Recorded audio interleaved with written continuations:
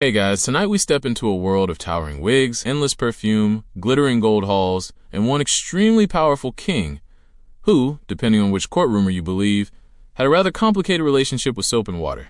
You're about to wander through the strange life of Louis XIV, the famous Sun King of France, a man who ruled for so long that people probably forgot what life looked like without him standing somewhere dramatically in high heels. And fair warning, this is the sort of royal lifestyle where absolutely everyone seems exhausted, uncomfortable, overdressed, and quietly judging one another from across giant palace hallways. You probably won't survive this, mostly because someone at court will force you into 17 layers of expensive fabric before breakfast.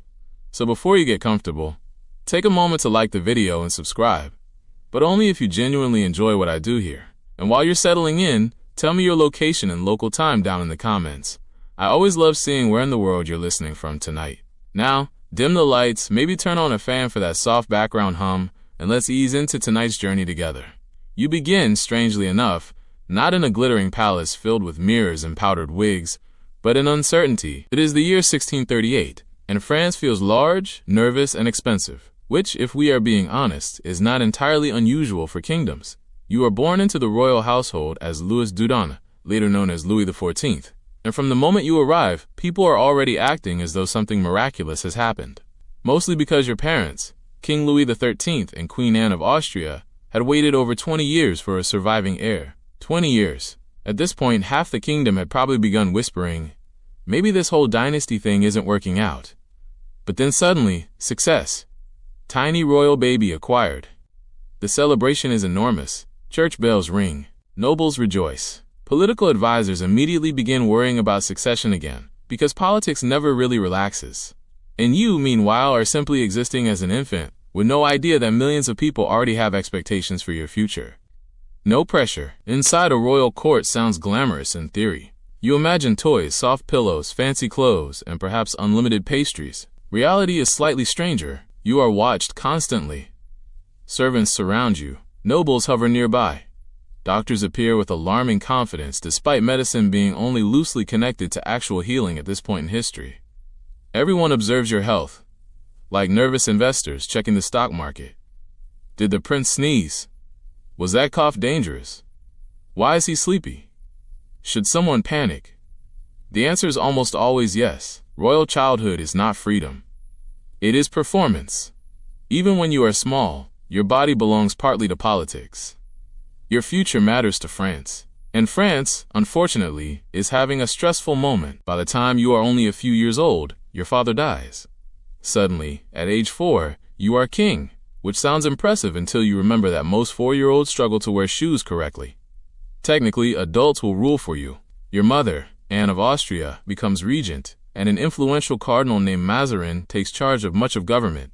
But being king, even a tiny king, still changes everything. The adults around you bow differently. Rooms feel quieter. People measure their words. You notice things. Children always do. And the thing you notice most is tension. France is not calm. Taxes are high. Wars are expensive. Nobles are irritated. Parliamentary groups dislike royal power. Everyone seems annoyed with everyone else. Then things become worse. A series of rebellions begins, known as the Fronde. Now, rebellion sounds dramatic and exciting in movies. In real life, it mostly feels frightening and confusing. Imagine being a child while angry crowds protest outside, nobles fight for influence, and powerful people suddenly stop pretending to like one another. At one point, you and your family must flee Paris. Flee, not stroll elegantly away, not wave politely from a golden carriage. Leave quickly, because the political atmosphere feels dangerous. You are still young, but experiences like this settle into memory. You learn something powerful. People cannot always be trusted, nobles especially. If powerful aristocrats become too independent, they become dangerous. If crowds grow angry, kings become vulnerable. And vulnerability is unpleasant. Very unpleasant. So somewhere inside young Louis, an idea quietly forms. Maybe power should stay close. Very close. Maybe nobles should remain where they can be watched. Maybe authority should feel unquestionable. Maybe a king should become so dazzling, so impressive, so untouchable, that no one would dare challenge him again. This idea will eventually grow into something enormous, something golden, something absurdly expensive. But for now, you are simply a boy learning how unpredictable adults can be. Mazarin becomes an important figure in your life. He teaches politics carefully, not through bedtime stories, more through examples of survival. You watch negotiations, observe rivalries, listen quietly. Royal education is serious work. You study languages, history, religion, warfare, dancing, etiquette, and politics, especially dancing, which feels surprising until you remember kingship in this period is theater. You are not merely ruling. You are performing rulership. Movement matters. Appearance matters. Confidence matters.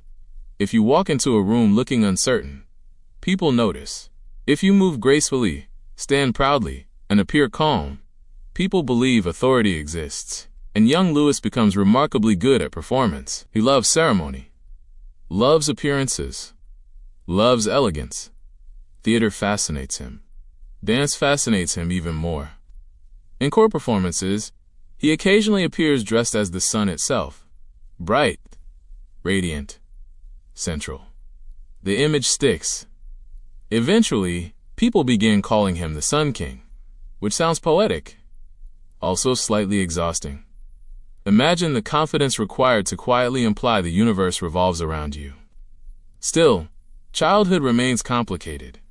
Despite luxury, loneliness follows royal life.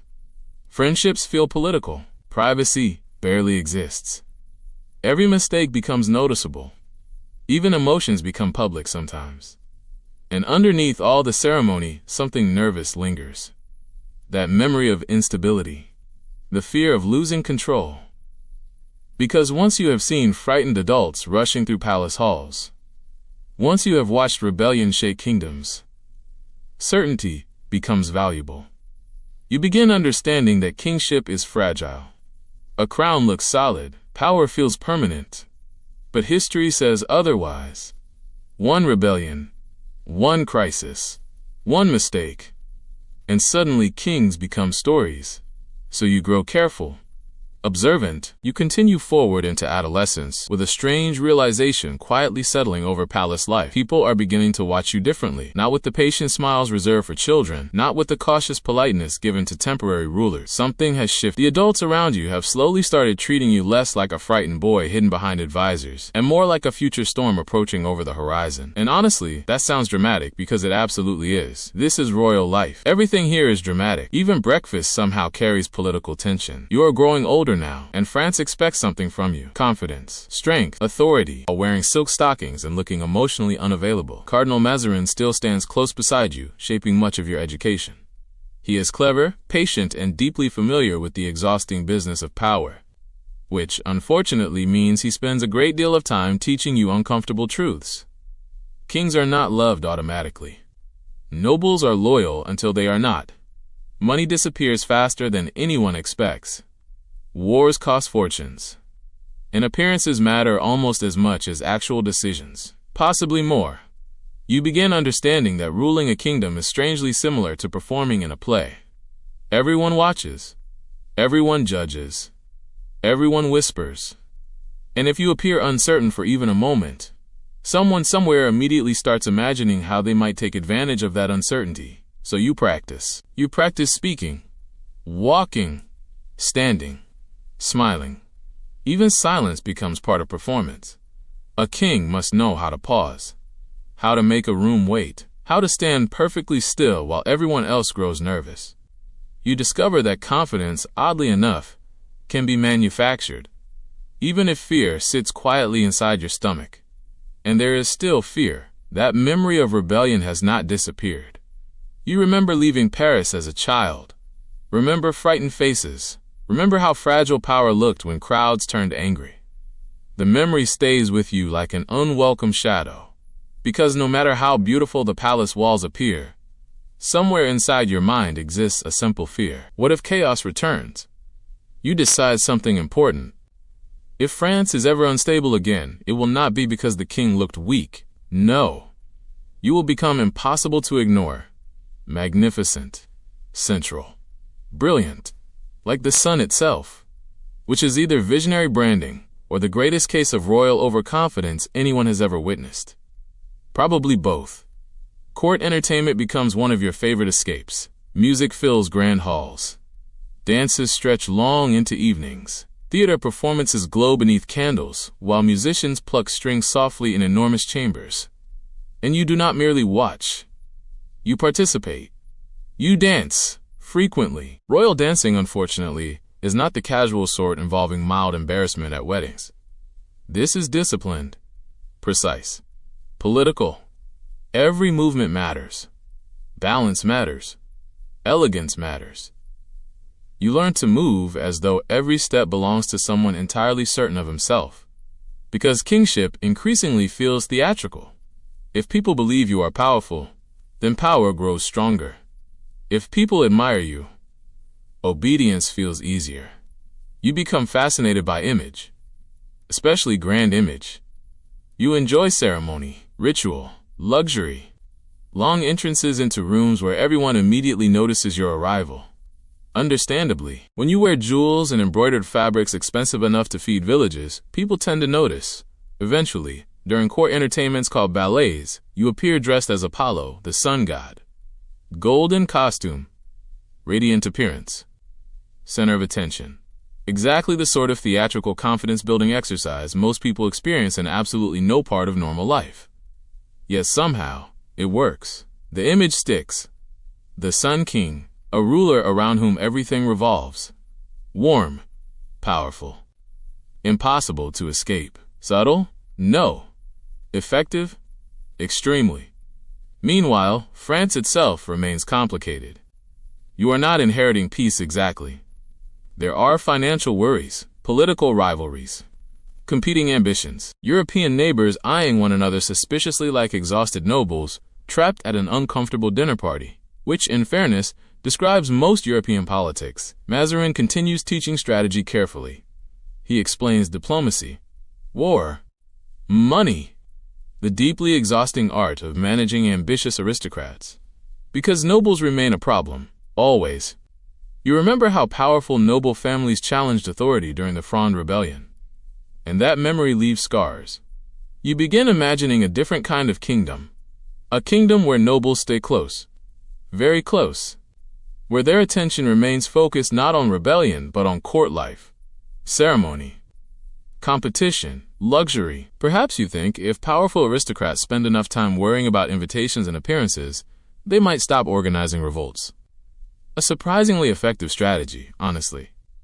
Distract everyone with glitter, but that idea still waits quietly in the future. For now, something else changes. Mazarin dies, and suddenly, the protective layer between you and kingship disappears. Many people assume a replacement will arrive. Another chief minister.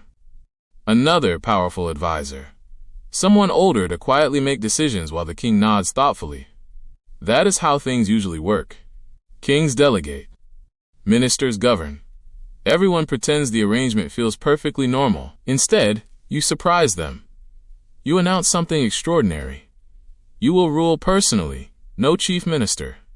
No political shadow standing beside the throne. You. Only you. Court officials probably blink several times in confusion. Because this is unusual, risky, bold, also slightly terrifying. Especially for people who prefer predictable systems.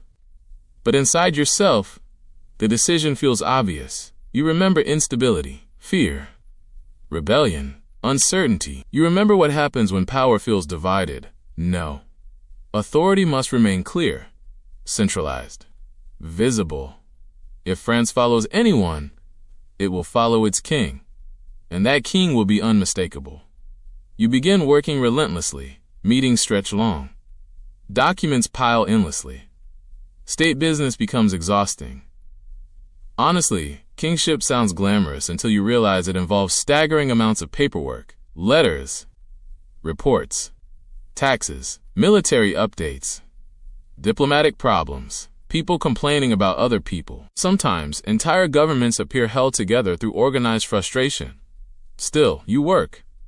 Because ambition burns brightly. You want greatness, not merely survival. Greatness. A kingdom admired, feared, respected. You want France to feel powerful, and you want yourself to stand firmly at its center. Court life shifts around you. People adjust. Nobles grow careful. Advisors watch your decisions closely. Some feel impressed, others nervous. But nearly everyone begins understanding something important. The young king is serious, very serious, and increasingly determined to shape France according to his own vision. You are no longer the frightened child escaping rebellion through dark roads. You are becoming someone different now. Someone polished, controlled, magnificent, or at least magnificently ambitious. Still young, still learning, still occasionally surrounded by awkward ceremonies no teenager should reasonably endure. But changing, slowly becoming Louis XIV, the ruler history will remember for power, spectacle, and luxury so excessive it begins feeling almost fictional. Of course, luxury eventually comes with strange consequences, like impossible fashion expectations, public royal routines, and enough perfume to make entire hallways smell aggressively floral.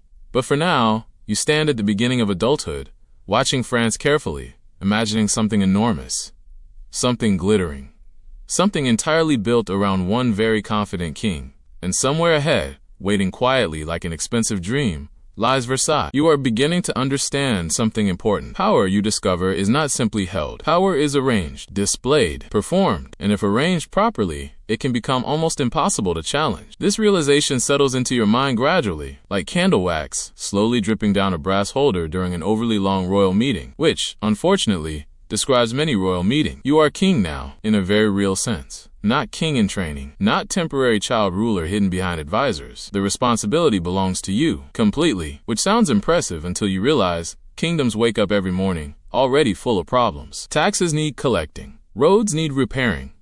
Wars threaten constantly. Nobles complain endlessly. And someone, somewhere, is almost always angry about grain. Kingship, you discover, contains a surprising amount of administrative disappointment. Still, you remain determined.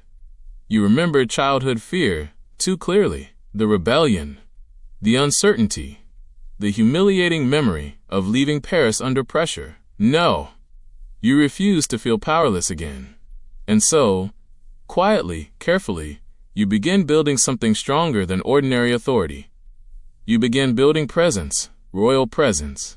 Because if people believe the king stands above ordinary life, calm, untouchable, magnificent, then perhaps they stop imagining rebellion altogether. Perhaps fear itself becomes useful, not terrifying fear. Elegant fear, the sort wrapped in gold embroidery. You begin controlling appearances carefully. Court ceremonies grow more elaborate. Rules multiply. Tiny details suddenly matter. Who stands closest to you? Who receives permission to speak? Who walks beside the king? Who enters rooms first? Strangely enough, these tiny details matter enormously. Because nobles notice everything. Absolutely everything. If one duke stands slightly closer to you than another duke, congratulations, you have accidentally started 3 months of aristocratic resentment, possibly longer. Royal life, increasingly, resembles an expensive emotional puzzle. You begin learning how ambition works. Nobles crave status almost as much as wealth. Sometimes more. Gold matters, yes. But access? Access matters even more. A brief conversation with the king. A smile. An invitation. The chance to stand nearby during ceremonies. These become prizes. And slowly, brilliantly, you begin realizing something. If nobles compete for attention, they spend less time plotting rebellion. Remarkably convenient. So court life becomes more structured, more formal, more theatrical. You enjoy this more than perhaps anyone should reasonably admit. Ceremony feels satisfying, predictable, safe. Rooms glow with candlelight. Silk rustles softly. Jewels catch warm golden reflections. Music drifts through palace halls. And at the center of everything, you, always visible, always watched, always carefully composed. You learn to master entrances. This sounds ridiculous, because it is slightly ridiculous. Yet entrances matter. A king should not simply arrive. A king should appear. People should notice, pause, straighten themselves, perhaps feel just slightly nervous. You become skilled at silence too. Silence unsettles people, especially ambitious people. If a noble desperately wants approval, silence becomes powerful. You can change entire moods by waiting a few extra seconds before speaking. Court officials begin studying your expressions nervously. Was the king pleased? Concerned? Annoyed? Impossible to tell. Very useful. Gradually, an atmosphere forms around you, not accidental. Built, maintained. You are becoming something larger than ordinary humanity, or at least attempting to. The image matters deeply, because kingship in your mind cannot appear weak. Not after childhood, never again. Meanwhile, court itself grows increasingly exhausting. Imagine living inside a building where everyone quietly competes for invisible points. That is noble life. Every dinner becomes strategy. Every conversation carries hidden meaning. Someone compliments clothing. Was it sincere? Probably not. Someone bows deeply. Too deeply? Suspicious. Someone laughs too loudly at a joke. Political implications somehow emerge. Honestly, palace life sounds emotionally exhausting, yet people desperately want to stay near power. Because proximity to you means opportunity, favors, prestige, influence. And everyone wants influence. You notice something amusing. Nobles willingly make themselves uncomfortable for status. They wait long hours, wear impossibly expensive fabrics, smile through boredom, pretend endless ceremonies feel enjoyable. You suspect many of them are quietly miserable. But prestige demands sacrifice. Court fashion grows increasingly elaborate too. Embroidered coats, bright fabrics, decorative ribbons, silk stockings, jewelry sparkling beneath candlelight. Everyone tries looking important. Some succeed. Others simply look uncomfortable. Still, appearances matter. Because appearances are power. You understand this deeply now. You dress carefully, move carefully, speak carefully. Everything sends messages. Confidence, authority, control. You are crafting an identity. And gradually, people begin responding. Foreign visitors notice your confidence. Nobles grow cautious. Officials obey more quickly. France begins adjusting itself around your personality, which feels strangely enormous when you stop thinking about it. Entire kingdoms changing because one person decided presentation matters. You work constantly too. This surprises people. Kings, many assume, simply host banquets and wave dramatically from balconies. You actually read reports, attend meetings, study finances, discuss military concerns, review policy. You remain deeply involved, possibly because trusting others too completely still feels dangerous. Control comforts you. Delegation feels risky. And beneath everything, one idea continues growing inside your imagination. A vision, not fully formed yet, but powerful.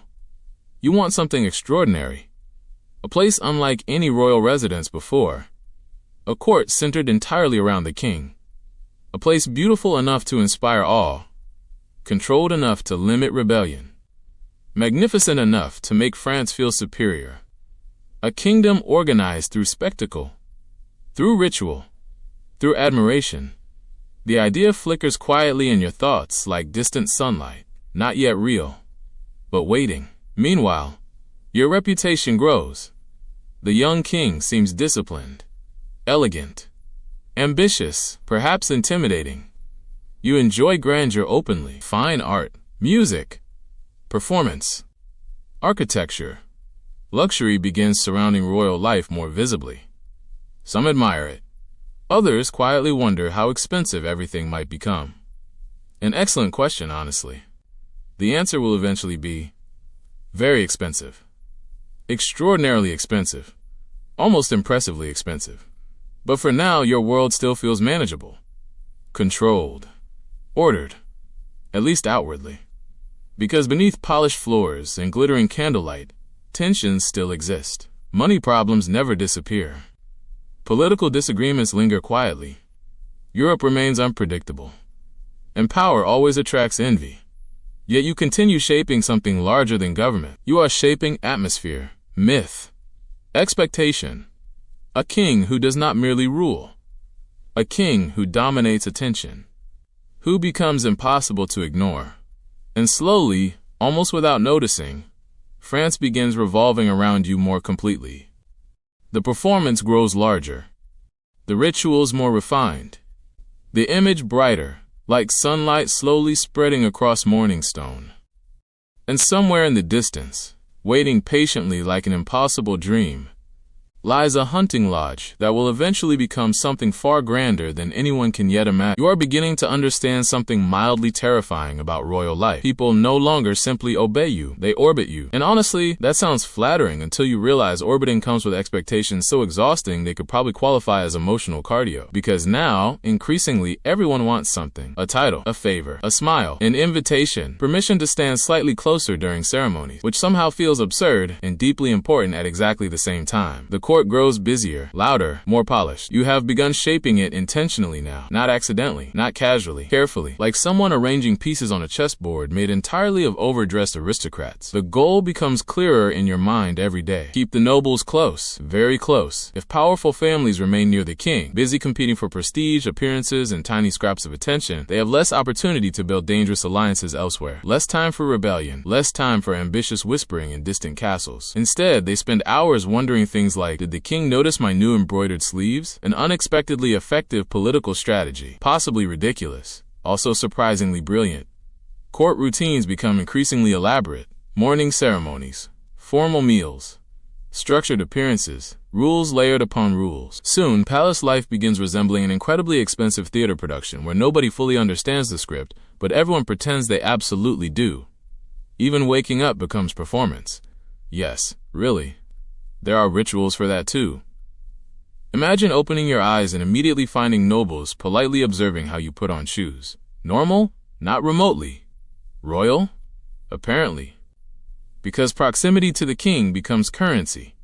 If someone receives the privilege of assisting with your clothing, that means status, influence, prestige. Entire rivalries quietly grow around tiny ceremonial privileges. You begin realizing something strange. People desperately want importance.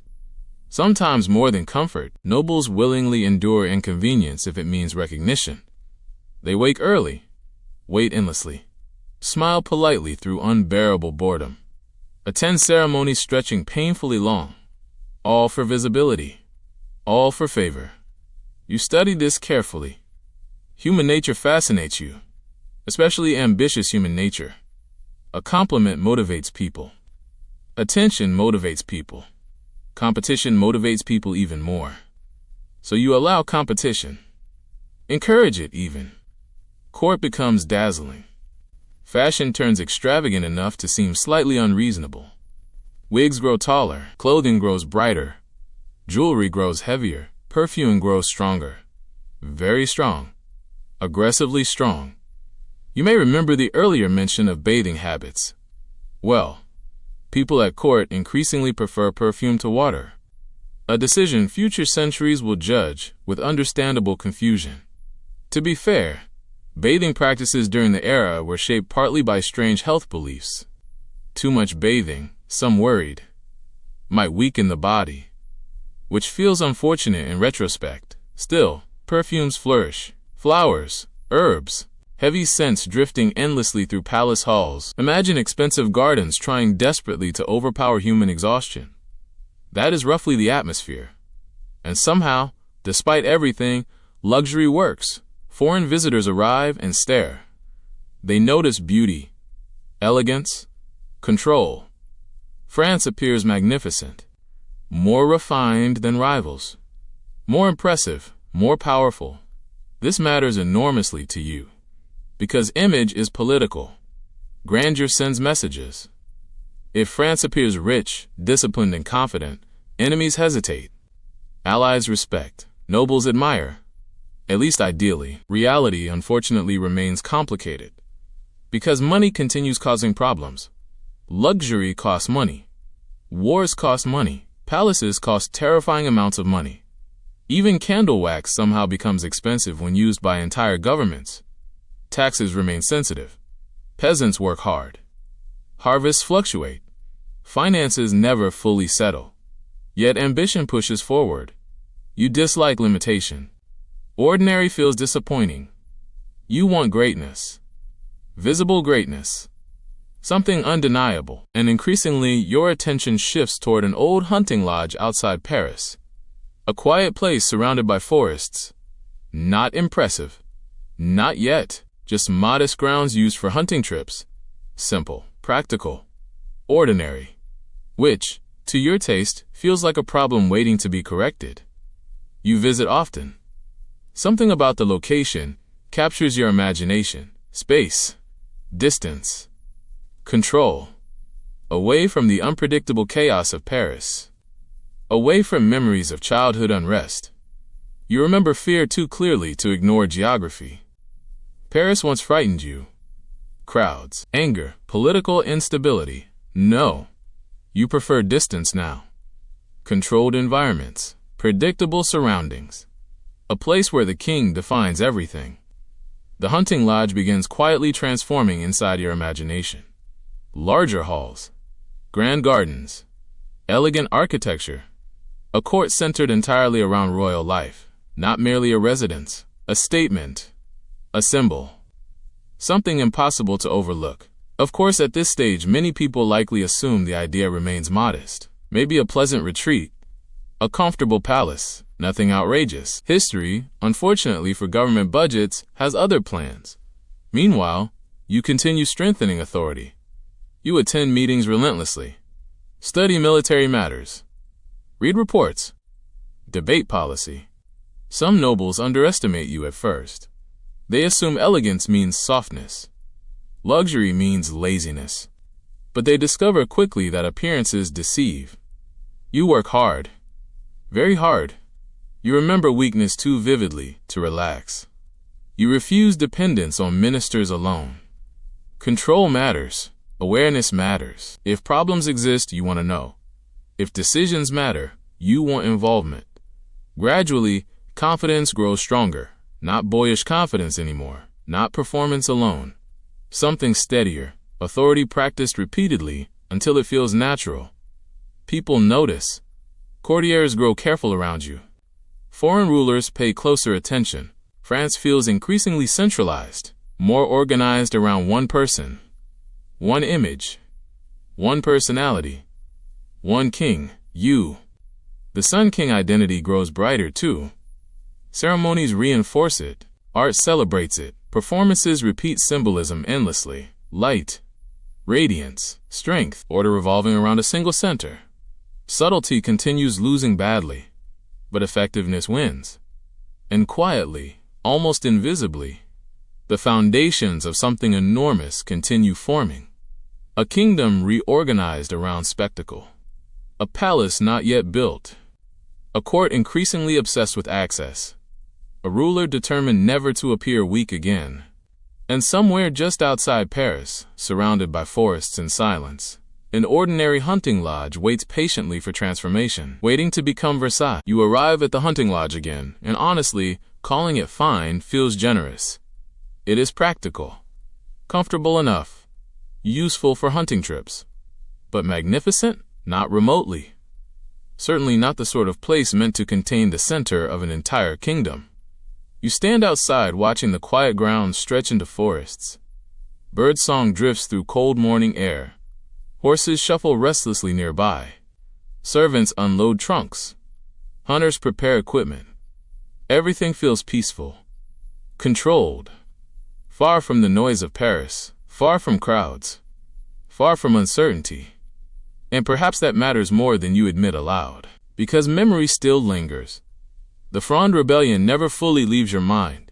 You remember escape, fear, doors closing quickly, adults whispering anxiously, power feeling fragile. You hated that feeling. Hated uncertainty. Hated dependence. If kingship means anything, you decide. It must mean stability, security, control. So standing here, surrounded by woods instead of political chaos, Something clicks into place. This place can become more than retreat, more than escape. It can become the center, not Paris, not unpredictable city streets full of rumors and unrest. Here, a place built intentionally, ordered intentionally, a kingdom shaped around royal presence. You begin imagining scale, and then, naturally, imagining even more scale. Because moderation, unfortunately, is not really your style. Architects arrive. Designs appear. Sketches unfold across tables. Rooms expand in drawings. Gardens stretch impossibly wide. Fountains, statues, grand avenues, mirrors reflecting sunlight. Halls designed not merely for comfort, but awe. The project grows, then grows again, then somehow keeps growing. Someone likely suggests moderation. Someone probably mentions costs. Someone definitely worries. And yet the answer seems obvious to you. France deserves magnificence. The king deserves magnificence. And if magnificence happens to require extraordinary spending, well, future accountants can suffer quietly. Construction begins. Slowly at first, then relentlessly, workers arrive in enormous numbers. Stonecutters, gardeners, carpenters, artists, painters, designers, laborers hauling endless materials across muddy ground. The peaceful hunting retreat becomes noise, dust, movement, constant transformation. Wood beams rise. Walls stretch upward. Gardens shift shape. Entire landscapes bend under royal imagination. You visit repeatedly, watching, adjusting, expanding plans again. Because once you begin imagining grandeur, smaller ideas start feeling disappointing. Why stop at impressive when impossible sounds better? Gardens especially fascinate you. Nature in your mind should not simply exist. Nature should obey. Trees aligned perfectly, paths arranged precisely, fountains disciplined into elegance. Even landscapes, somehow, become performance. Order over chaos. Control over randomness. A theme increasingly visible in everything you do. Meanwhile, court life grows busier than ever, and more exhausting. You have begun surrounding yourself with nobles intentionally, not merely inviting them, keeping them near, very near, because distance makes powerful people dangerous. Nearby nobles, however, remain occupied, distracted, competing endlessly for your attention. Who receives invitations? Who walks beside the king? Who attends private meals? Who stands closest during ceremonies? Tiny details become enormous obsessions. A misplaced invitation might quietly destroy friendships, possibly families. Aristocrats, you discover, can turn remarkably dramatic over seating arrangements. Court etiquette becomes complicated enough to resemble advanced mathematics. Rules multiply endlessly. What to wear? When to bow? How deeply to bow? Who speaks first? Who sits where? Who enters which room? Entire days revolve around invisible systems everyone pretends make perfect sense. You secretly enjoy parts of this. Because rules create predictability. Predictability creates order. And order feels safe. Chaos still unsettles you. Always. Even success does not erase memory. So the more controlled life becomes, the better. Luxury increases too. Silks, jewels, gold detailing, music floating endlessly through halls, performances lasting late into evening. You encourage artists, writers, composers, architects. France, you believe, should dominate culture as confidently as politics. Beauty becomes strategy. Prestige becomes influence. If Europe admires France, French power grows stronger. You want people copying French fashion, French manners, French ideas. And increasingly, they do. Across Europe, nobles begin watching France closely, studying trends, imitating styles, trying to recreate pieces of royal elegance. You become not merely king, but example, trendsetter, which sounds strangely modern for someone surrounded by candle smoke. Of course, luxury creates strange contradictions. The court glitters magnificently, Yet finances remain uneasy. Taxes rise. Government strain increases. Wars never disappear entirely. Money flows outward alarmingly fast. Still, success feels visible. Foreign visitors remain impressed. Court dazzles. France shines. And Versailles, though unfinished, begins growing into something astonishing. Even partially built, it feels ambitious. Almost unreal. Hallways expanding endlessly. Gardens stretching beyond expectation. Rooms layered with decoration. Everything whispering the same message. The king stands at the center. You stand at the center. And slowly, court itself begins moving. More nobles stay nearby. More ceremonies shift here. The transformation feels gradual, yet unstoppable. A new rhythm forms around royal life, one shaped less by Paris and more by Versailles. Though Versailles still barely resembles the palace history will remember. Right now, it remains construction mixed with ambition, mud beside marble, workers beside aristocrats, scaffolding beside dreams. Still unfinished, still growing, still expensive enough to make future historians wince sympathetically. Yet you feel something powerful every time you walk the grounds. Certainty. This place matters. This place solves problems. Distance from Paris. Control over court. A kingdom organized around proximity to the king. A stage where loyalty feels visible, predictable, manageable. And perhaps, quietly, you feel something deeper too. Safety. The kind childhood instability once stole from you. Versailles begins not simply as palace, but protection disguised as grandeur. Fear transformed into architecture. Of course, architecture this ambitious comes with consequences. Soon enough, everyone will discover just how strange life becomes when hundreds of nobles compete daily for royal attention inside a palace designed to overwhelm human reason, and things are about to become wonderfully absurd. You begin realizing something extraordinary about Versailles. It is no longer becoming a palace. It is becoming a machine powered by etiquette, ambition, anxiety, and astonishingly expensive furniture. And somehow, against all reasonable expectations, it works. At least mostly. Because Versailles does something quietly brilliant. It gathers the most powerful people in France into one enormous glittering building and keeps them spectacularly distracted. Instead of plotting rebellion in distant estates, nobles now spend enormous energy worrying about invitations. Who dined with the king? Who stood nearby during breakfast? Who received a smile? Who accidentally offended someone important by existing incorrectly? Court politics become exhausting theater. And you increasingly direct the performance. Versailles expands rapidly. Gardens stretch wider. Fountains multiply. Decorated halls shine brighter. Artists carve details into walls so elaborate that future visitors will probably stare for uncomfortable amounts of time. Rooms glow with mirrors and candlelight. Gold reflects everywhere. Honestly, subtle decoration has fully left the conversation.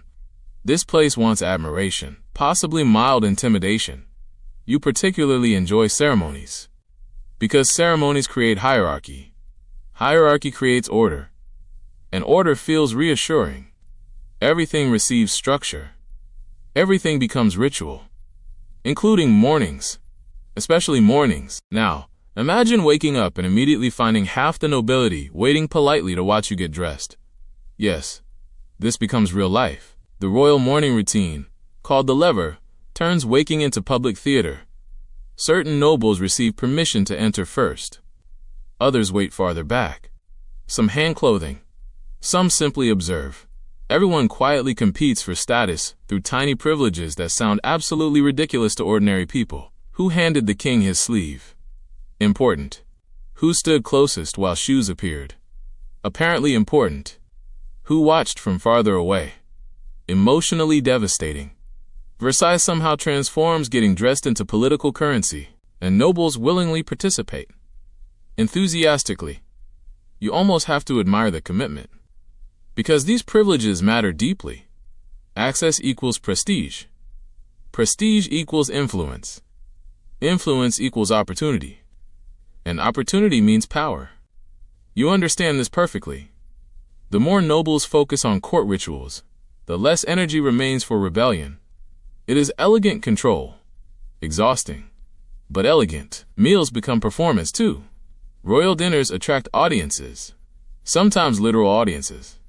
People watch you eat, politely.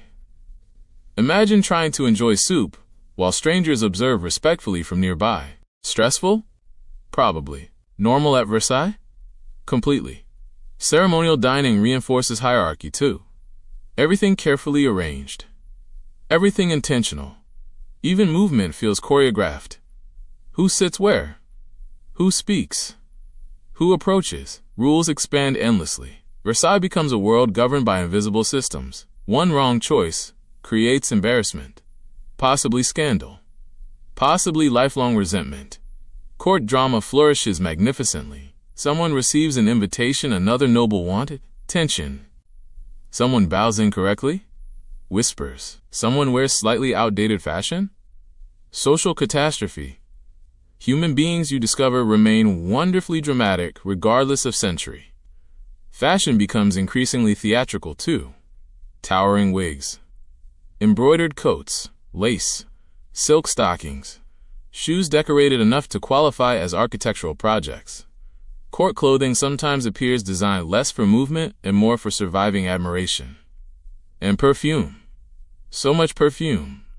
Flowers, spices, herbs, heavy scents drifting endlessly through hallways. Because despite luxury, bathing remains inconsistent. Public health science has not entirely arrived yet. Some believe excessive bathing weakens the body. Others simply rely on scented solutions. The result? Versailles smells complicated. Beautiful gardens mixed with too many perfumes attempting ambitious rescue missions. Still, elegance triumphs. At least visually. Foreign visitors arrive stunned. They write about magnificence, gardens stretching endlessly, fountains sparkling. Luxury beyond expectation. France appears powerful, disciplined, glorious, exactly what you intended. Art flourishes under your support too. Painters create royal portraits. Writers celebrate achievements. Composers produce music for court performances. Architecture expands. Culture itself becomes political messaging. France should not merely lead Europe. France should define Europe. And increasingly it does. Languages shift. Fashion spreads. Styles travel across borders. Other rulers imitate Versailles, copying elegance, borrowing rituals, trying, sometimes unsuccessfully, to recreate French grandeur. You enjoy this immensely. Influence without war feels satisfying. Still, work continues relentlessly. Despite appearances, you do not spend every day admiring mirrors. Government demands attention. Reports pile endlessly. Wars threaten. Finances strain. Taxes frustrate people. Ministers argue. Problems never disappear. Kingship remains exhausting beneath embroidery. And Europe continues behaving like neighbors engaged in permanent dramatic disagreement. Alliances shift. Conflicts grow. Territories matter. Reputation matters. Military strength matters enormously. You want France respected, feared when necessary, admired always, so ambition pushes outward. Wars arrive. Victories sometimes follow. Complications always follow. Because war, inconveniently, costs money. Huge amounts of money, which becomes awkward when your palace already resembles someone challenged moderation to a duel and lost dramatically. Finances begin stretching dangerously, but Versailles continues expanding anyway, because stopping now feels impossible. The palace has become identity, proof of power, proof of order, proof that the frightened child who once fled instability now controls something enormous. Predictable, beautiful, structured, at least from the outside, because inside Versailles, strange realities grow increasingly normal. Nobles spend fortunes on clothing just to remain fashionable enough for court. People exhaust themselves chasing invitations. Entire careers rise and fall over royal favor. Everyone watches everyone. A palace built on visibility. You see nearly everything, and nearly everyone wants to be seen. The system works because ambition works. People crave recognition, You simply organize that craving into government. Remarkably effective. Slightly absurd. Entirely French. And yet, even while Versailles shines brighter, shadows quietly begin forming beyond palace walls. Money problems worsen. Ordinary people feel pressures court life barely notices. Luxury glitters brilliantly. But glitter hides cracks surprisingly well. For now, though, Versailles dazzles Europe. The Sun King shines at the center. And nobody yet fully understands how expensive sunlight can become. You begin noticing something strange about success. The bigger your kingdom feels, the bigger your worries become. Which seems unfair, honestly. You build magnificence, organize nobles, centralize power, turn an ordinary hunting lodge into Europe's most intimidatingly elegant palace. And somehow problems still arrive every morning like unpaid emotional bills. Because greatness, unfortunately, does not come with peace and quiet. Not for long. France shines brightly now. Versailles dazzles visitors. Foreign rulers imitate your style. Nobles orbit the court like anxious stars around a very expensive sun.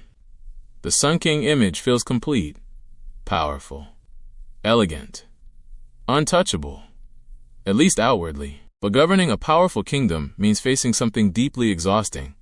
Europe. And Europe, during your lifetime, behaves less like neighboring countries and more like relatives, arguing permanently over land, pride, marriage, and old grudges nobody fully remembers anymore. Territory matters enormously. Borders shift. Dynasties compete.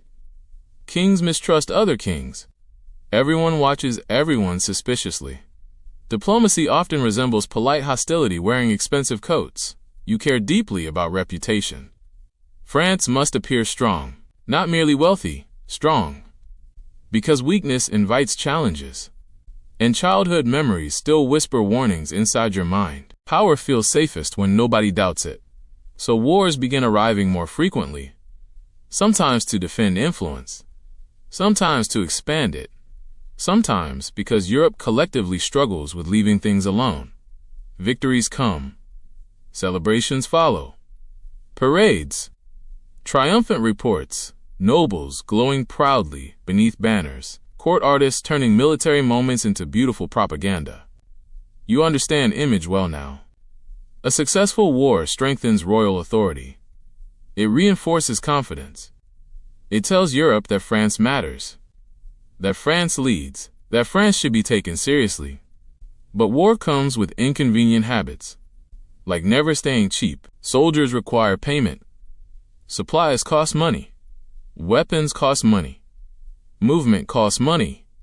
Even winning costs money. Possibly more money than anyone first imagined. Treasury officials increasingly develop expressions suggesting quiet emotional distress. And honestly understandable. Because Versailles remains expensive too. Fountains. Gardens. Construction. Festivals. Ceremonies. Art. Fashion. The entire system practically glitters while demanding additional funding every few minutes. Still, the image feels worth protecting. You believe grandeur strengthens France. A magnificent court projects confidence. Prestige influences politics. Fear prevents instability. At least that remains the theory. Court life itself continues growing stranger. Nobles remain obsessed with access. Obsessed. An invitation to dinner feels life-changing. A moment alone with the king becomes valuable gossip for weeks. Some aristocrats practically build entire personalities around being noticed. Others desperately chase relevance. Everyone competes. Constantly. Quietly. Sometimes dramatically. One noble receives a better apartment at Versailles. Scandal. Someone forgotten during ceremony? Emotional devastation. Someone earns royal praise? Immediate jealousy. Honestly, the palace occasionally resembles an extremely wealthy school cafeteria with better clothing. Yet the system still works. Because nobles remain busy, distracted, visible, and importantly, nearby. Far less dangerous than distant rebellious nobles raising armies in countryside estates. You continue encouraging art relentlessly too. Paintings multiply, music fills halls, performances stretch long into evenings. France becomes cultural center of Europe. People imitate French language, French manners, French fashion.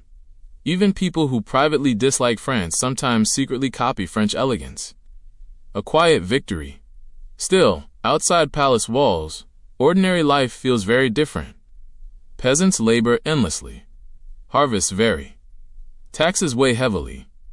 Weather changes fortunes quickly. Bad seasons bring hardship.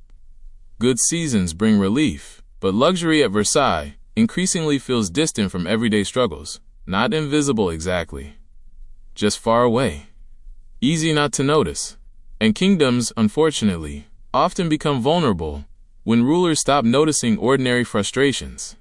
Not that anyone around court rushes to mention uncomfortable realities. Courtiers rarely approach kings saying, "Majesty, things seem financially alarming." People prefer optimism near power, or at least strategic silence. Meanwhile, religion remains deeply important across Europe, and deeply complicated. Different beliefs create tension. Political choices blend with religious concerns constantly. Unity feels valuable to you. Disagreement feels risky. Stability matters above nearly everything, which sometimes leads to decisions later generations debate heavily. Because ruling rarely offers easy answers. Only consequences. Some immediate, others arriving quietly years later. You continue working relentlessly, reading reports, meeting ministers, discussing military strategy, planning diplomacy. Kingship still feels like endless responsibility hidden beneath decorative lace. People imagine luxury. Few imagine paperwork. So much paperwork. Entire mountains of letters seem determined to reproduce overnight. And yet ambition keeps moving forward. You want legacy, not ordinary success. Historical success. A France remembered for strength, for beauty, for influence, for order. You want future generations looking backward with admiration, preferably awe. Possibly mild intimidation. Versailles increasingly becomes symbol of that dream. The palace shines brighter, discussing military strategy, planning diplomacy. Kingship still feels like endless responsibility hidden beneath decorative lace. Gardens expand further. Fountains grow more elaborate. Ceremonies become more polished. Foreign ambassadors leave impressed, sometimes overwhelmed. Exactly the reaction you prefer, but cracks quietly widen beneath the surface. Money tightens. War fatigue grows. Government pressure increases. Success carries costs. Invisible at first, then harder to ignore. Still, from within glowing halls, everything appears manageable, controlled, predictable. Because Versailles teaches confidence, and confidence can feel dangerously convincing, especially when mirrors reflect grandeur from every direction. You remain convinced France stands strong, and in many ways it does. Yet history rarely stays comfortable for long, because ahead waits challenge after challenge, more wars, greater expenses, harder choices, and eventually questions no amount of perfume, silk, or ceremony can entirely hide. For now, though, candlelight still glows warmly through endless halls. Music still echoes softly. The court still dazzles. And the Sun King still shines brightly enough to make Europe squint quietly. Always. Court life reaches astonishing levels of absurdity now. There are rules for nearly everything. How to enter rooms, how to greet people, how to stand, how to speak, how to bow. Even where you stand during conversation somehow matters politically. One wrong movement might accidentally insult someone powerful, which sounds exhausting, because it absolutely is. Nobles continue competing endlessly for attention. A dinner invitation matters enormously. A seat near the king matters enormously. Even seeing you regularly becomes valuable social currency. People wait hours simply hoping to be noticed. And noticed they want to be. Desperately. Versailles becomes performance layered upon performance. Everyone dressed beautifully. Everyone behaving carefully. Everyone quietly observing everyone else. Like a very elegant surveillance system powered by gossip. You maintain routines carefully. Ceremonies reassure people. Predictability reassures people. The king appears calm, orderly, consistent, and when rulers appear consistent, kingdoms feel stable, at least ideally. Meanwhile, outside France, Europe continues behaving dramatically. Conflicts rise. Alliances shift. Enemies grow nervous about French influence. Some rulers admire France, others resent it. Success attracts imitation. It also attracts rivals. Wars continue, some successful, others frustrating. Victory never stays simple, because even when armies succeed, costs return afterward, demanding attention. Treasury problems grow heavier. Taxes rise further. Officials worry quietly, sometimes not so quietly. Money stretches thinner, and thin money rarely improves national moods. Still, Versailles shines. Festivals continue. Performances continue. Luxury continues, perhaps because stopping feels dangerous. Grandeur has become political identity. You cannot suddenly decide. Actually, everyone, less gold now. Kingship rarely works that way. People expect spectacle, especially when you spent years teaching them to expect spectacle. You also care deeply about legacy now. How history will remember you matters. Will future generations see greatness, strength, elegance, order? Will France remain admired? You invest heavily in image.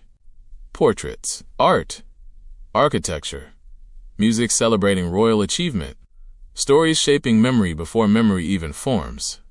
A surprisingly modern understanding of reputation. Yet life at court grows increasingly difficult in hidden ways. Competition exhausts people. Expenses exhaust people. Some nobles spend ridiculous fortunes merely keeping up appearances at Versailles. Fine clothing, jewelry, lavish apartments, social obligations, status costs money, often painful amounts of money, and still they remain. Because leaving court risks losing relevance. Influence lives near the king. Faraway nobles matter less. Exactly as you intended. The system still works. Mostly. But outside glittering halls, hardship grows harder to ignore. Poor harvests strike some regions.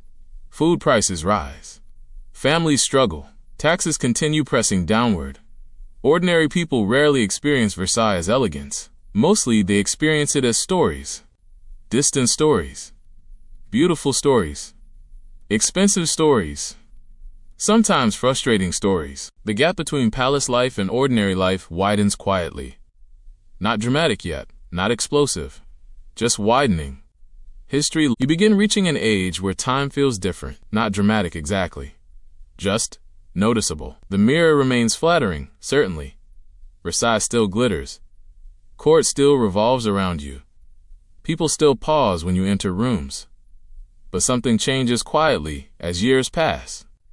You start thinking more about permanence, about what survives, about legacy. Because power, you slowly discover, feels strangely temporary even when it lasts decades. And by now, you have ruled for a very long time. Long enough that entire generations barely remember France before you. To younger courtiers, your authority feels almost permanent. Like weather, like sunlight, like something simply expected to exist. The Sun King identity has become reality. Not performance anymore. Institution. Tradition. A system. Versailles hums with routine. Ceremonies continue. Mourning rituals continue. Fashion evolves into ever more theatrical territory. Wigs somehow grow even larger. Jewels sparkle harder. Perfumes remain aggressively optimistic. And everyone still competes for attention. Even after decades, nobles continue chasing approval with extraordinary commitment. A smile from the king still matters. A favorable glance still matters. Access still matters. You cannot help admiring how effective the system remains. Nobles stay close, busy, distracted, politically manageable. Exactly as intended. Yet ruling for decades creates different worries. You begin losing people. Trusted advisors age. Friends disappear. Family losses arrive painfully. Children, grandchildren, people you expected to outlive you sometimes do not. And grief enters royal life, quietly, repeatedly. Kingship does not pause for sorrow. Ceremonies continue. Meetings continue. State business continues. Still, loss changes perspective. You begin reflecting more often. Walking gardens thoughtfully. Watching fountains move endlessly. Considering what remains after power fades. Because even kings cannot negotiate with time. A deeply annoying truth. Wars continue complicating everything too. Some victories strengthen France. Others stretch resources painfully. Enemies regroup. Alliances shift. Europe remains stubbornly dramatic. Military ambition costs fortunes. Always fortunes. Treasury concerns grow louder. Taxes weigh heavier. Financial strain deepens. Yet reducing grandeur feels impossible. Versailles itself now symbolizes France. To weaken spectacle risks weakening image. And image still matters enormously. Perhaps too enormously. Still, you continue believing strength requires display. Magnificence reassures allies. Intimidates rivals. Reinforces loyalty. At least that remains the logic. And honestly, logic built Versailles. So confidence feels understandable.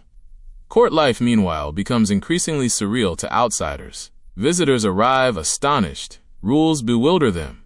Ceremonies overwhelm them. Imagine explaining to someone that political influence partly depends on proximity during royal dressing routines. History occasionally sounds invented, yet Versailles works because symbols work. People believe in systems when systems feel impressive. You mastered theater long ago. Now theater governs daily life. Even ordinary routines glow with meaning. Meals become events. Walks become performances. Public appearances become carefully choreographed reminders of authority. You understand image perhaps better than almost any ruler before you. And Europe notices. French style dominates. French language grows fashionable. Foreign courts imitate Versailles repeatedly. Some successfully. Others, like children, borrowing adult clothing. Close, but not quite convincing. You remain center of cultural gravity, which feels satisfying. Still, realities beyond palace walls continue shifting. Harvest troubles hurt regions. Economic pressures build. Ordinary frustrations grow quietly, nothing dramatic yet. Just pressure, accumulating slowly. The kind history later points toward knowingly. You hear concerns sometimes. Reports arrive. Warnings emerge. Yet distance changes perspective. Versailles feels controlled. Ordered. Predictable. Problems often appear manageable from polished rooms lit beautifully by candlelight.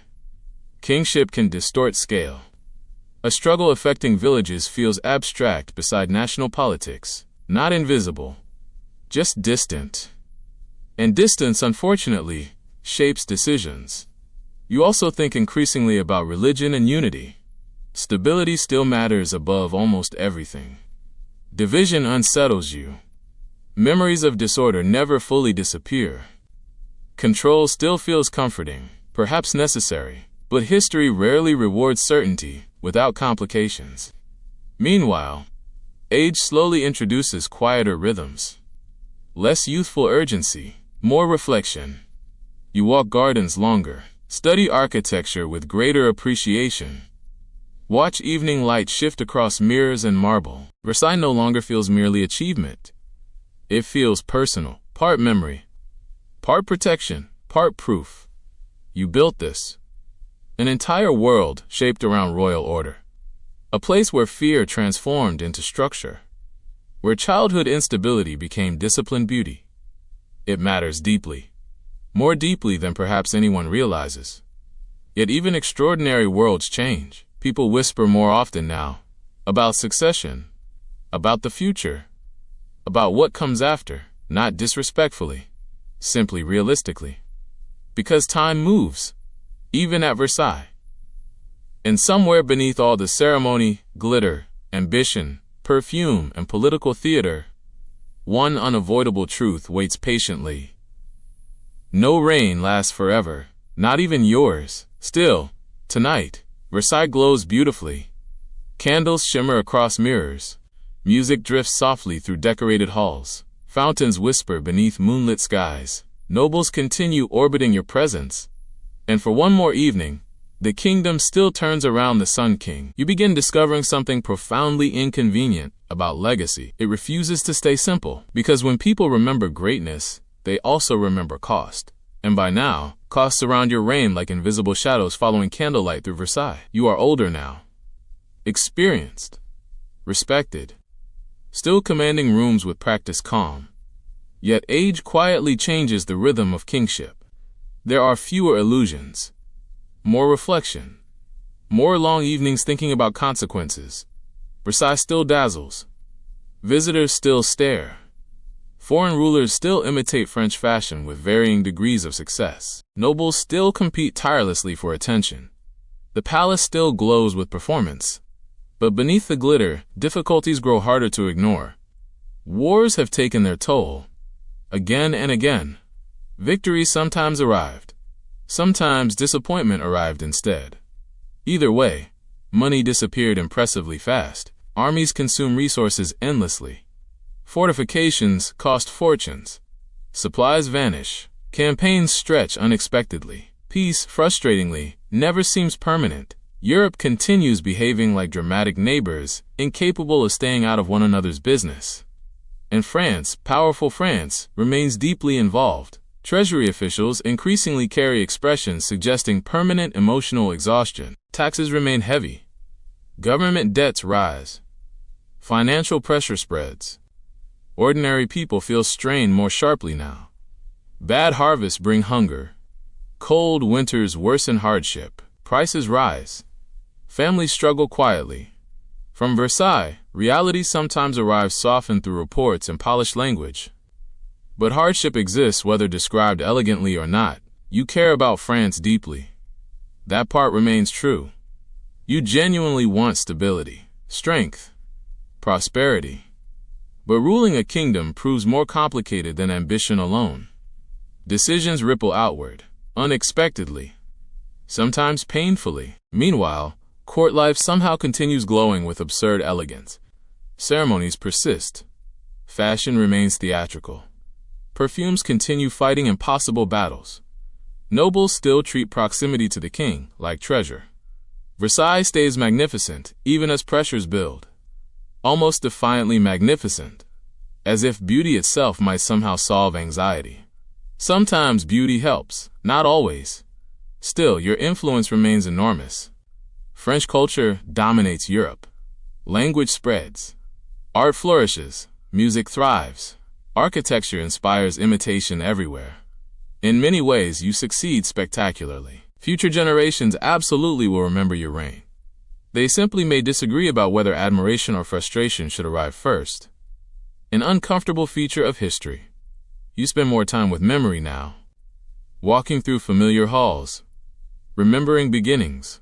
The frightened child escaping unrest. The teenager learning ceremony. The young ruler determined never to appear weak again. The king building order through ritual. The architect of Versailles. The performer becoming symbol. Strange, really. How fear shaped magnificence. How insecurity quietly built palaces. You probably would not describe it exactly that way. Kings rarely enjoy psychological reflection. Still, truth lingers beneath appearances. Versailles became protection as much as prestige. A controlled world after childhood instability. Predictability after fear. A kingdom arranged carefully enough that uncertainty struggled to enter. At least inside palace gates. Outside them, however, uncertainty continued existing. Economic pressures remain real. Tension lingers. People feel burdens differently, depending on where they live. Court elegance sometimes feels distant from ordinary lives. Very distant, not maliciously. Just structurally.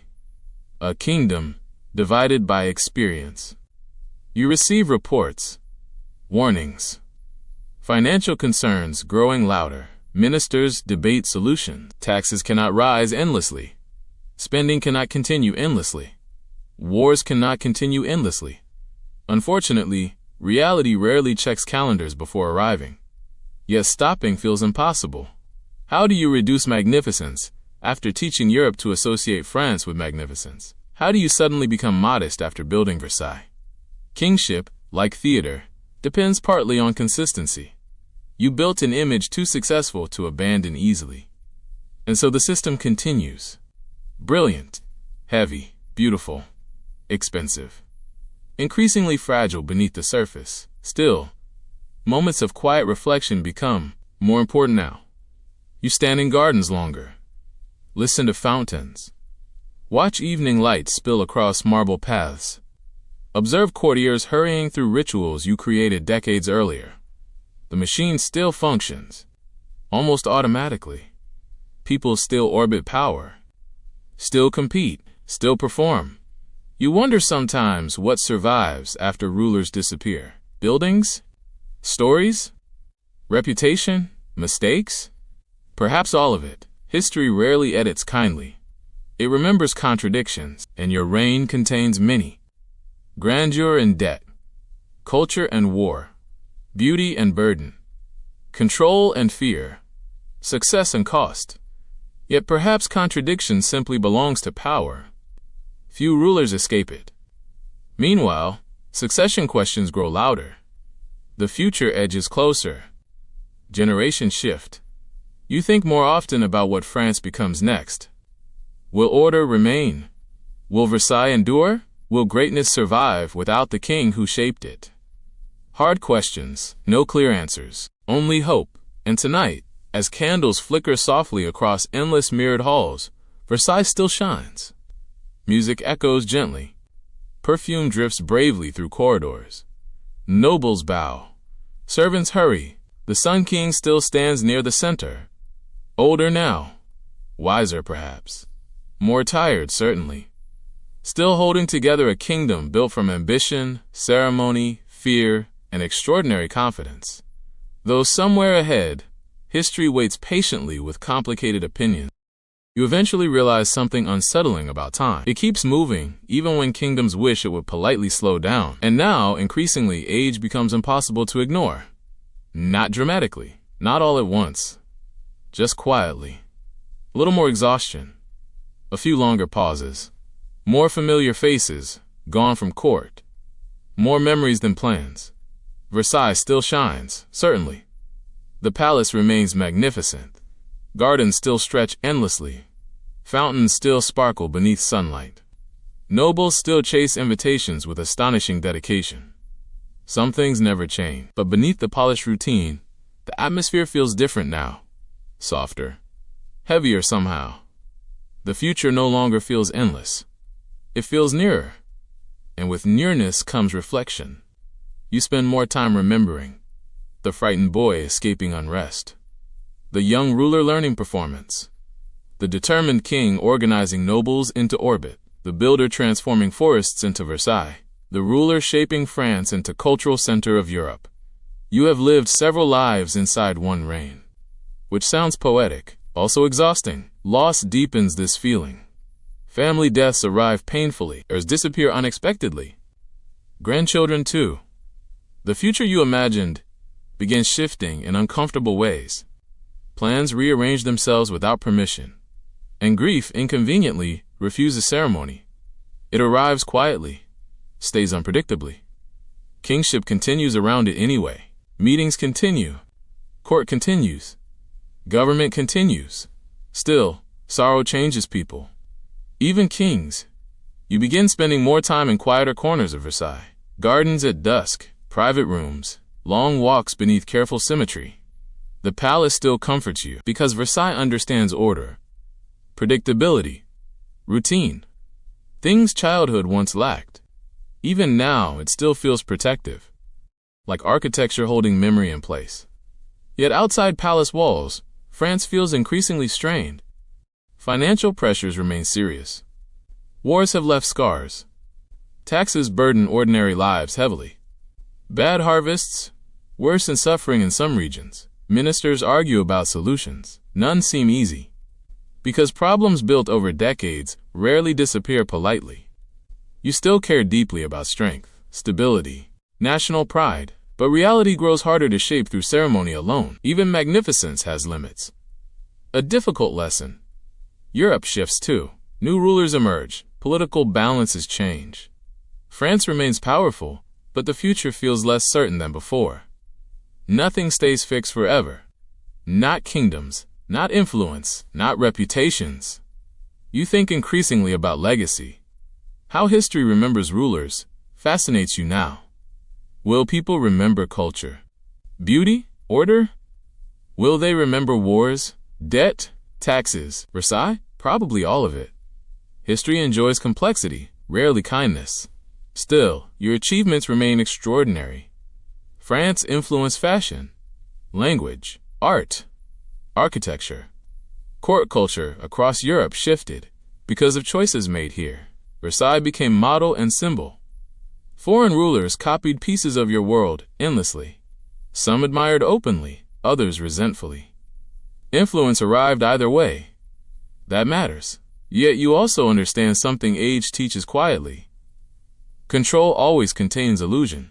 No ruler controls everything. Not weather, not illness, not time, not succession, not consequences stretching beyond one lifetime. You spent decades mastering image, organizing power, building systems, and still uncertainty waits patiently at the edges. Perhaps it always did. You simply worked hard enough not to notice.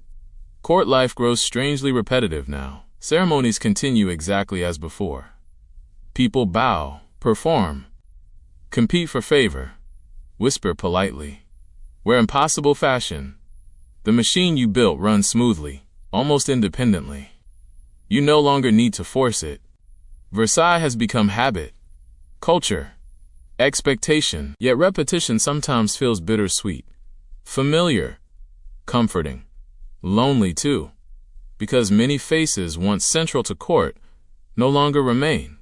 Time changes rooms without changing walls. You notice silence more often.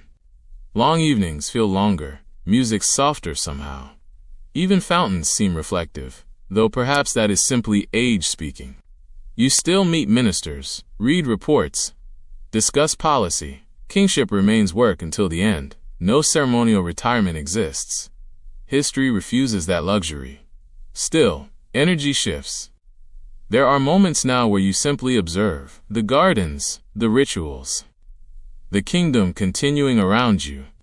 And perhaps you wonder quietly, was it enough? Did grandeur truly protect France? Did order truly defeat fear? Did Versailles solve instability or merely postpone problems elegantly? Hard questions. The kind rulers rarely answer honestly, but somewhere deep inside, perhaps you know this much. You built something unforgettable, complicated, costly, beautiful, sometimes excessive, sometimes brilliant, very often both. And tonight, Versailles glows softly beneath evening skies. Candles shimmer in mirrored halls. Servants move quietly. Nobles still chase importance. Music echoes faintly through open chambers. The palace breathes routine you created. And the Sun King, older now, walks carefully through a world shaped almost entirely by his own imagination. You eventually reach a point where even Versailles feels quieter, not empty, never empty. A palace this enormous practically invents activity for itself. Servants still hurry through endless corridors. Courtiers still whisper politely. Ceremonies still unfold with careful precision. Yet something shifts. The energy changes. Less urgency, more memory. Like the palace itself understands time is moving. You are older now, very old, by the standards of your century. And honestly, surviving this long in an era of questionable medicine, uneven hygiene, and medical advice that occasionally resembles creative guessing, deserves at least polite applause. Physicians continue appearing regularly, which sounds comforting until you remember 17th century medicine exists. Bleeding, strange remedies, confident opinions supported mostly by optimism. You endure it with royal patience. Mostly, though probably with understandable skepticism. Age slows things. Walking takes more effort. Fatigue arrives earlier. Illness becomes less temporary. The body negotiates differently with time now. Yet kingship continues, always continues. Reports still arrive. Officials still ask questions. Europe still refuses emotional stability. Diplomacy remains complicated. War concerns never entirely disappear.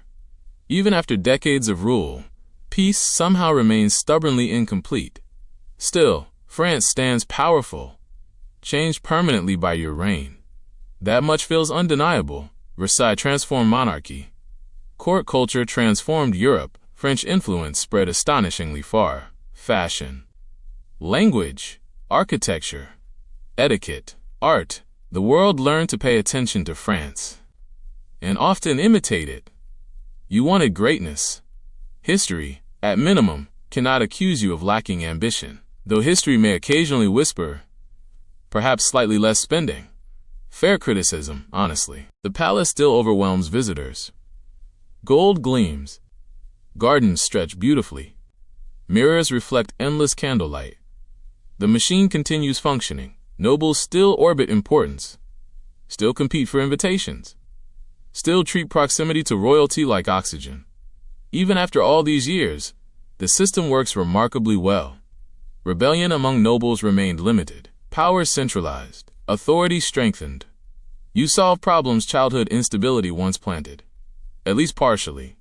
Because life rarely grants complete victories. Beyond Versailles, however, hardship still touches ordinary lives. Taxes weigh heavily. Economic strain lingers. Harvest failures leave scars. Some regions struggle deeply. These realities coexist beside palace grandeur. An uncomfortable contrast, one future generations will discuss endlessly.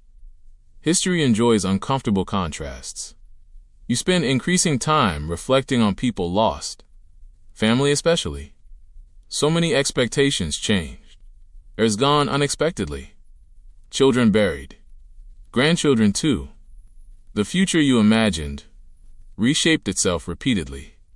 Loss teaches humility, even to kings. No title protects against grief. No palace prevents sorrow. Versailles can organize ceremony, not heartbreak. You think often now about memory. What survives after death fascinates you. Buildings remain, stories remain, mistakes remain too. Perhaps especially mistakes. Will people remember the magnificence, the discipline, the ambition, or only expense? Only war? Only extravagance? Probably all of it. Human beings love contradictions and historical figures. Simple stories rarely survive. And honestly, your life stopped being simple decades ago. The Sun King identity still surrounds you. Art still celebrates power. Symbols still shine brightly. But age strips performance down quietly. You understand yourself differently now. Less myth, more human. The frightened child remains somewhere inside memory. The ambitious young king too. The builder. The strategist. The performer. The ruler who turned fear into architecture. You sometimes walk familiar halls and remember beginnings, when Versailles existed only inside imagination. A hunting lodge. Quiet forests. A dream shaped partly by anxiety and partly by extraordinary confidence. Now it stands enormous around you. Impossible. Beautiful. Absurdly expensive. Somehow real. You built this. An entire world arranged around order. Whether history praises or criticizes it later, almost feels secondary sometimes. Almost, because legacy still matters. Of course it matters. Kings spend lifetimes negotiating memory. Meanwhile, succession grows unavoidable. The future edges closer with uncomfortable certainty. Others will inherit France. Others will govern. Others will face problems you cannot solve anymore. Control slips slowly, not suddenly. Quietly. Like evening light fading from gardens. And perhaps the strangest realization of all arrives here. The kingdom will continue without you. Versailles will continue without you. People will still bow. Still gossip. Still compete for importance. Life continues even after extraordinary reigns end. An annoying feature of reality. Still, tonight the palace glows warmly. Candles flicker softly through mirrored galleries. Fountains whisper beneath moonlight. Music drifts faintly through open halls. And somewhere in the quiet of Versailles, the Sun King continues walking carefully through a palace large enough to outlive memory itself.